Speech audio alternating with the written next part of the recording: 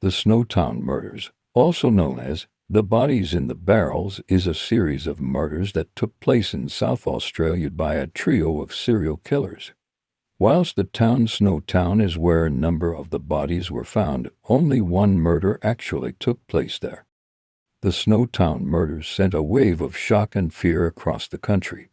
There are many victims and perpetrators in this story with many twists and bends. I will do my best to explain it. Part 1. The Killers. John Bunting, the leader of the pack. Bunting had a deep-seated hatred for pedophiles and for people with a same-sex preference.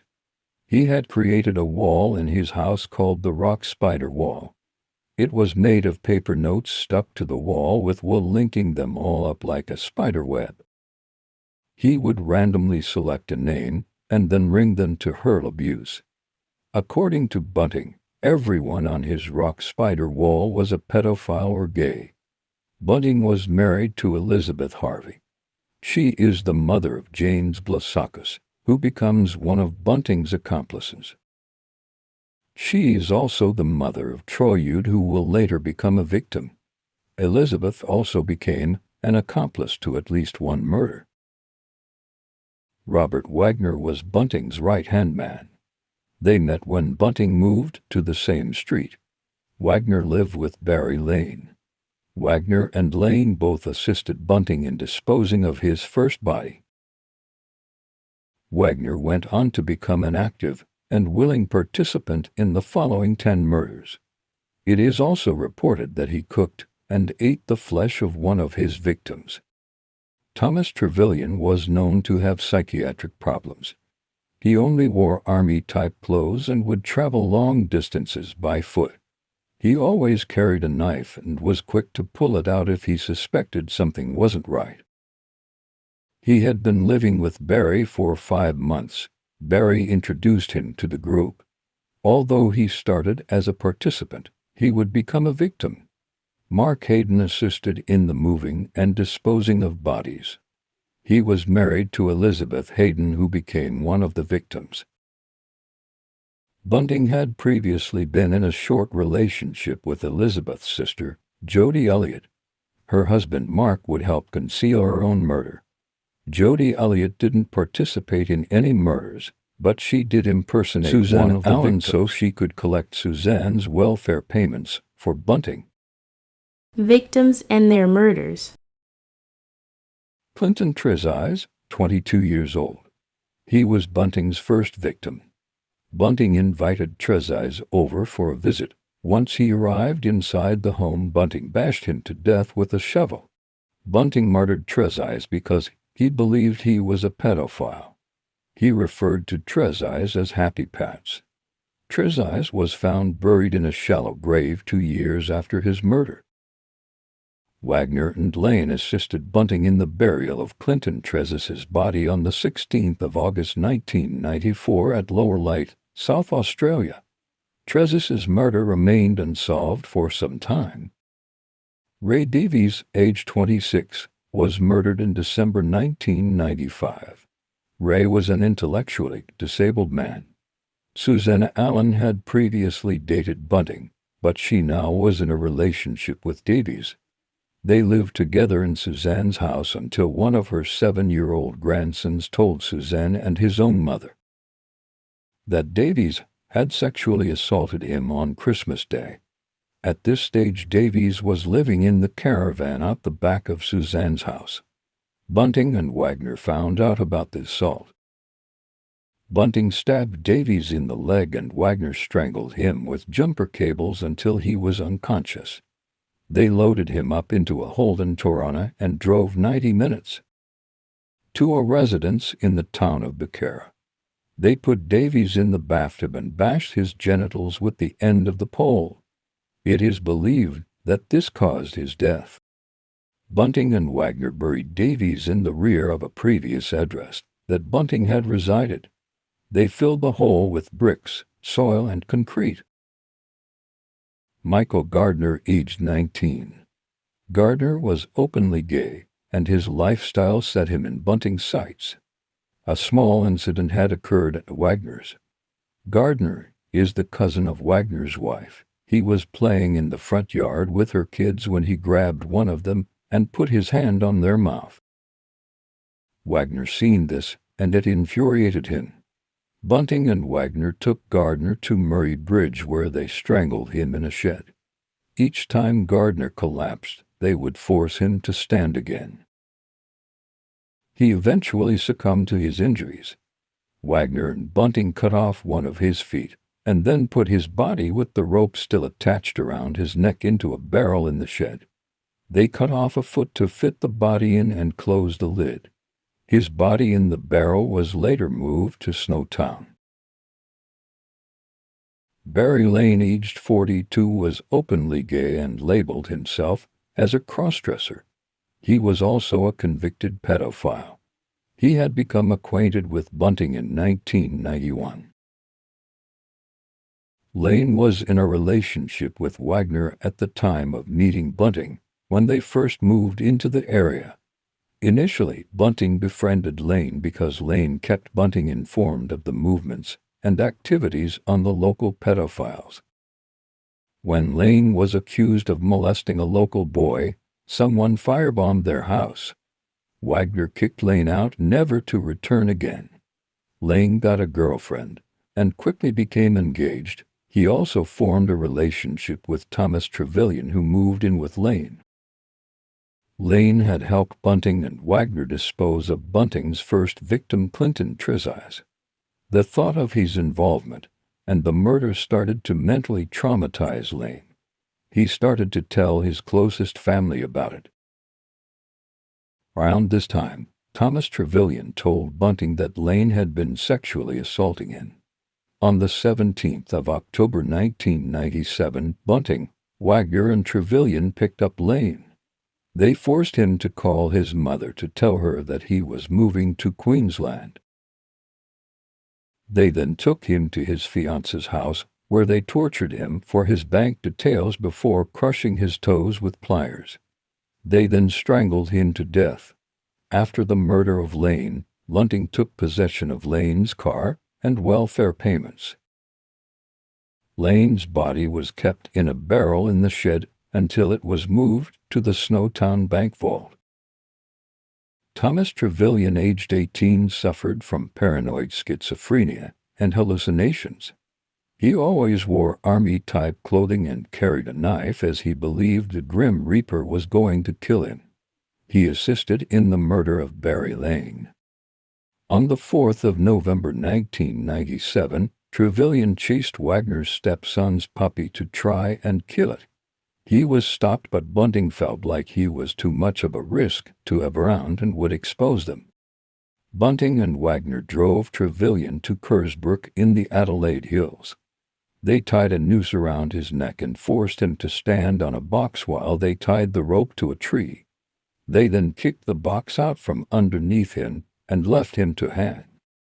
He was found the next day, and as he has a history of mental health problems and attempted suicides, the coroner ruled his death a suicide and closed the case. Gavin Porter, aged 31, was a friend of Bunting's stepson James Vlasakis. He moved from Victoria into Bunting's house. He was a heroin addict, so Bunting thought he was a waste of space. One day, Bunting got pricked by one of Porter's needles that he'd left on the lounge. This infuriated Bunting. Wagner and Bunting attacked Porter while he was sleeping in his car. He awoke to the attack and managed to stab Bunting in the leg with a screwdriver, but he was overpowered by the two men and strangled to death. This is where Bunting starts to get his stepson Jamie Vlasakis involved. Vlasakis was forced to look at Porter's body before it was disposed of in the barrow. It was later moved to Snowtown. Troyude, aged 21, was Vlasakis' half-brother and Bunting's stepson. Vlasakis had confided in Bunting, telling him that Yude had sexually abused him when he was 13. One night in August 1998, Wagner, Bunting woke Vlasakis and told him of their plan. The three of them then went and dragged Yude out of bed. They tied him up and dragged him into the bathroom. They put him in the bath and beat him to extract his banking details. They forced him to address them using the titles of Sir God, Master and Chief Inspector. They crushed his toes with pliers when he disobeyed. Bunting then forced Youde to record several phrases over and over again to be used to give the impression that Youde was still alive but had moved away. After torturing him, they murdered him and dismembered his body, storing it in a barrel. The barrel was later moved to Snowtown. Frederick Brooks, aged 18, was the intellectually disabled son of Jody Elliott. Bunting became fixated on the idea that Frederick had been touching up young girls. Bunting invited Brooks out one night, which Brooks accepted. Bunting, Wagner, and Vlasakis handcuffed and thumbcuffed Brooks. They put him into the bathtub. They beat and tortured him and demanded he call them by their preferred titles. Lit cigarettes were inserted into his ears and nostrils and were left to smolder. A lit sparkler was forced up into his urethra. He was also forced to record messages, as well as his bank details. He was also forced to say that he has molested young girls. They used a syringe to inject various substances into his testicles, which were also wired, and being electrical shocked. They crushed his toes with pliers and shoved a rag into his mouth. They beat him until his body gave up. His body was wrapped in plastic and stored in the boot of a car until it was moved into a barrel and then into the bank vault in Snowtown.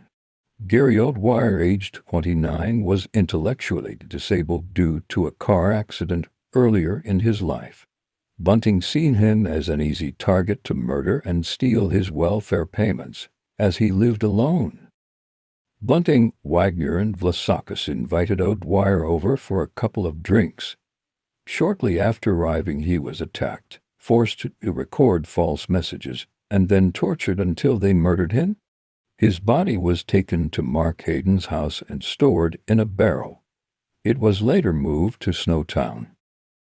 Elizabeth Hayden, age 37, was the wife of Mark Hayden, aunt of Frederick Brooks, and sister of Jody Elliott. Bunting did not like her as she was overweight. He also claimed that she made sexual advances towards him. On the 21st of November 1998, Elizabeth was home alone. Her husband Mark and the kids were away. Bunting and Wagner showed up to her house, where they dragged her to the bathroom to torture and then murder her. They left the rope around her neck and gag in her mouth and placed her into an acid-filled barrel. When her husband Mark arrived home, Bunting and Wagner showed him the remains of his wife. He reportedly laughed and then helped them conceal her body. The barrel was later moved to the bank vault in Snowtown. Elizabeth's murder would ultimately become Bunting and Wagner's downfall. At 3 p.m. the following day, Elizabeth's brother Gary and Sinclair reported her missing to the police. The investigation into Elizabeth's disappearance would eventually lead police to the bank vault, storing 8 other bodies.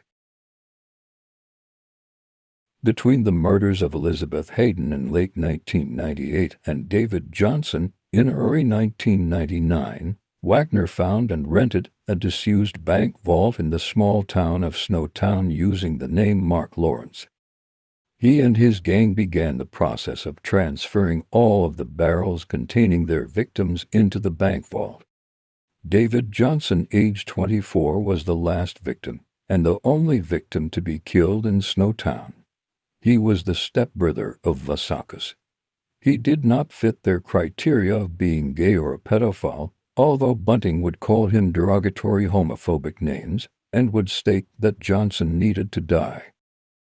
On the 9th of May 1999, Vlasakis lured his stepbrother to the bank vault by telling him there was a computer for sale. Vlasakis drove him to Snowtown to have a look at the computer. Shortly after arriving at the bank vault, Johnson was strangled and handcuffed by Wagner. They forced him to record messages and provide the PIN number to his bank card. Wagner and Vlasakis left Bunting and Hayden at the vault and drove to Port Wakefield. They attempted to withdraw funds from Johnson's bank account, but were unsuccessful, so they returned to the bank vault where they found Johnson dead.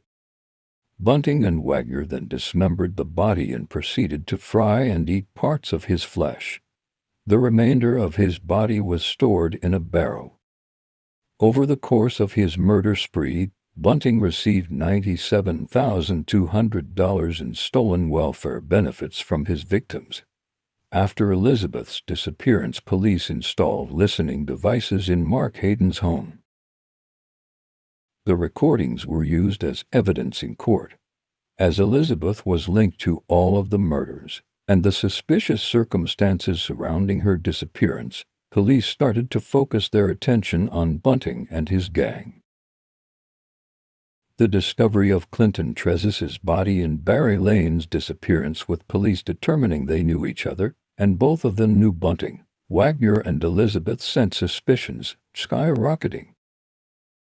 As Snowtown is a small town where everyone knows everyone, a bunch of strangers stand out and are easily recognized. The unusual activity of vehicles and people coming and going from an unused bank vault led the police to search it. When police raided the bank vault, they found it littered with the tools that were used on their victims, including knives, a blood-stained saw, double-barrel shotgun, coils of rope, rolls of tape, rubber gloves, cloths, a variant metallurgy tool that they used to electric shock and torture their victims, pincers, pliers, and clamps. They also found the 8 victims in the barrels. The killers had attempted to dissolve their victims' bodies using acid in the barrels. Due to the type of acid used, this had the opposite effect, and it mummified the bodies instead. Police arrested Bunting, Wagner, Vlasakis, and Hayden. Vlasakis pleaded guilty to 4 counts of murder and received 4 life sentences with 26-year non-parole period. He became the prosecutor's key witness for the Crown and provided evidence and testimony to convict Bunting and Wagner. Bunting pleaded not guilty to 10 counts of murder.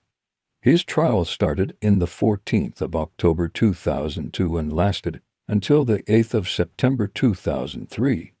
He was convicted of 11 murders and sentenced to 11 life sentences without parole. Wagner pleaded guilty to 3 counts of murder but was convicted of an additional 7 murders and sentenced to 10 life sentences without parole. Hayden's charges of murder were dropped in 2005 due to insufficient evidence. In return, he pleaded guilty for assisting in the killing of his wife Elizabeth and Troyude. He was sentenced to 25 years with non-parole period of 18 years. All of the convicted are still in jail to this day. Rumor has it that Bunting keeps a sharpened pencil in his cell and dips it into his feces every day so it can be used as a deadly weapon.